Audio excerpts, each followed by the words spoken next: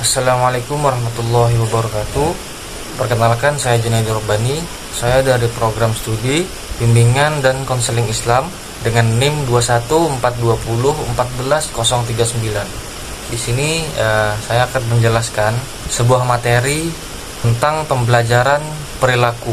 Jadi, pembelajaran perilaku ini itu merupakan salah satu pendekatan dalam psikologi pendidikan yang menekankan pada perubahan perilaku sebagai hasil dari pengalaman dan interaksi dengan lingkungan gitu.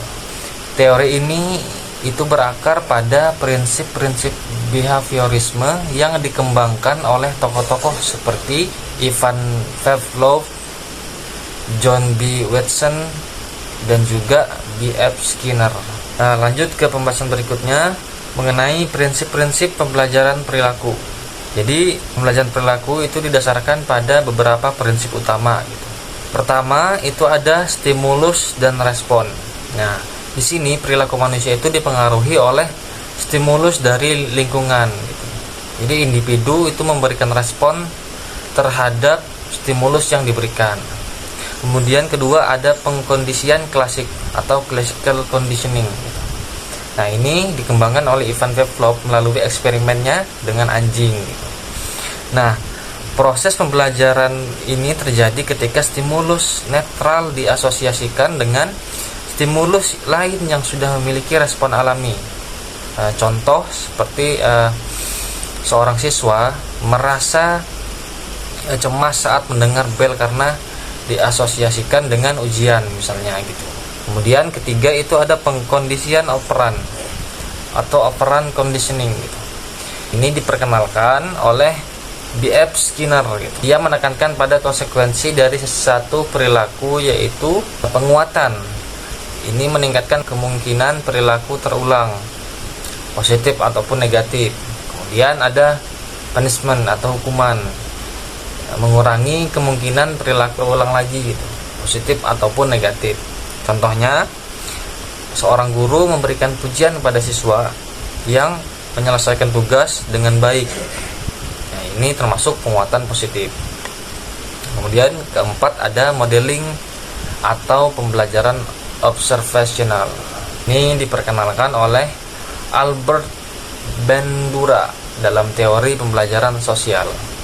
Nah, individu belajar melalui observasi terhadap orang lain. Contohnya, seorang anak belajar berbicara dengan meniru orang lain atau meniru gurunya. Nah, itu termasuk belajar melalui observasi. Bahasan selanjutnya itu ada aplikasi dalam pendidikan. Nah, pembelajaran perilaku itu banyak diterapkan dalam konteks pendidikan. Di antaranya itu ada pertama, manajemen kelas. Ini memberikan penghargaan kepada siswa yang berperilaku baik. Kemudian menerapkan sistem token ekonomi atau pengumpulan poin yang dapat ditukar dengan hadiah. Kemudian kedua ada pembelajaran berbasis penguatan. Ini menggunakan pujian atau hadiah untuk meningkatkan motivasi belajar seorang siswa. Kemudian memberikan umpan balik yang positif untuk memperkuat konsep yang telah dipelajari gitu. Kemudian ketiga ada modifikasi perilaku. Nah, ini menggunakan teknik pengkondisian operan untuk mengubah perilaku siswa yang kurang sesuai seperti itu. Nah, contohnya memberikan hukuman ringan bagi siswa yang sering terlambat masuk kelas agar lebih disiplin lagi gitu. Kemudian terakhir ada yang keempat ada modeling dalam pengajaran. Seorang guru menjadi model dalam menunjukkan perilaku yang diharapkan gitu, menggunakan video ataupun demonstrasi langsung dalam pembelajaran.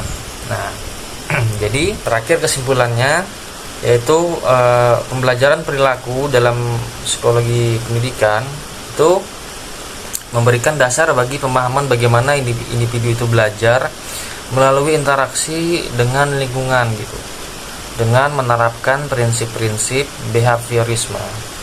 Nah, pendidik dapat merancang strategi pembelajaran yang efektif guna meningkatkan keterampilan dan disiplin seorang siswa gitu.